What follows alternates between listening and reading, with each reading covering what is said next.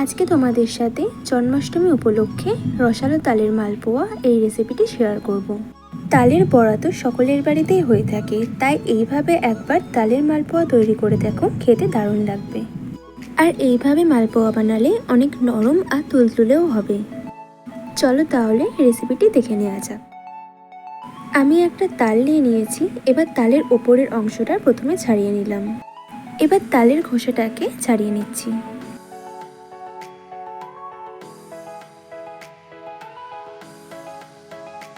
আমি পুরো তালের খোসাটাকে ছাড়িয়ে নিয়েছি। এবারে তালের এই আটিগুলোকে ঘষে নিয়ে তালের কাঠটা বার করে নেব। দেখো, তালের আটিগুলোকে ঘষে নিয়ে তার কাঠটা আমি বার করে নিয়েছি। এরপর আমি খোয়া ক্ষীর নিয়ে নিয়েছি। এখন সেটাকে একটা গ্রেটারের সাহায্যে গ্রেট করে নেব।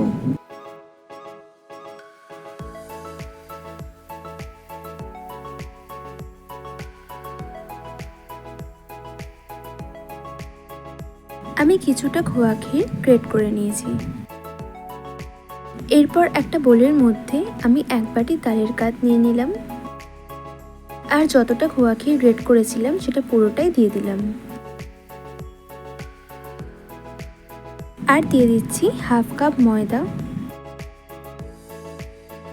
এক বাটির থেকে একটু কম সুজি, সামান্য একটু এলাচ গুঁড়ো, আর ছোট চামচের 1 চামচ মৌরি দিয়ে দিলাম। এখন একটা চামচ দিয়ে এই সমস্ত কিছু ভালো করে মিশিয়ে নেব।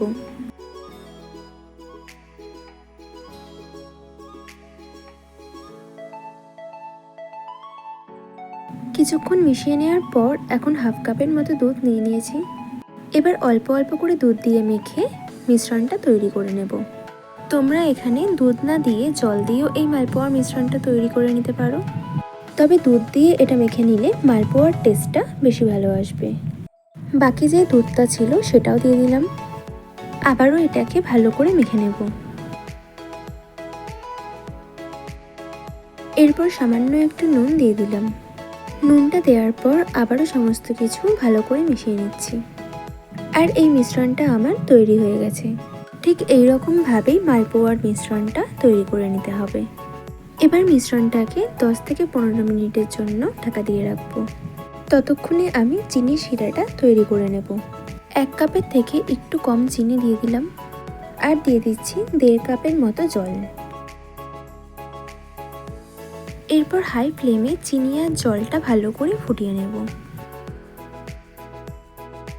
চিনির শিরাটা তৈরি হয়ে গেছে। এবার গ্যাসের ফ্লেমটা অফ করে দিচ্ছি।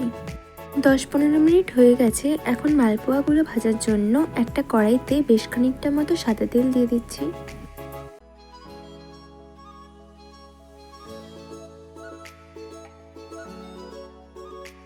তেলটা গরম হয়ে গেছে। এবার মিশ্রণটার থেকে 1 হাতা মিশ্রণ নিয়ে এইভাবে তেলের মধ্যে ছেড়ে দিলাম।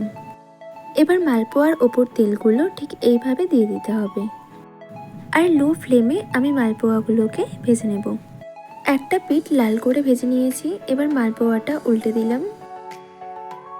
মালপোয়া ভেজে নেওয়া হয়ে গেছে। এবার তেল থেকে মালপোয়াটা তুলে নিয়ে চিনির শিরায় ছেড়ে দেব।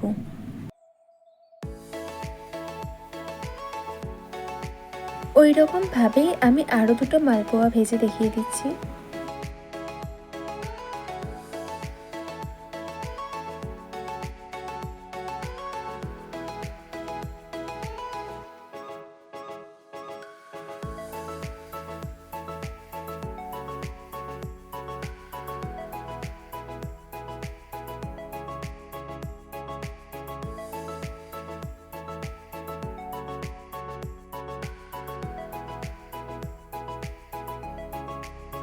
এবার এই মালপোয়াগুলো চিনির শিরায় দিয়ে দিচ্ছি।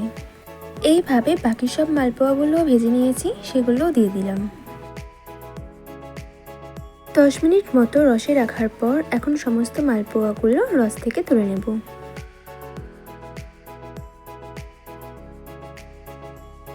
রসালো তালের মালপোয়া তৈরি হয়ে গেছে। মালপোয়ার এই রেসিপিটি ভালো লাগলে ভিডিওতে একটা লাইক আর কমেন্ট করে দিও। আর এইরকম আরও ভিডিও পাওয়ার জন্য আমার চ্যানেলটি সাবস্ক্রাইব অবশ্যই করে নিও।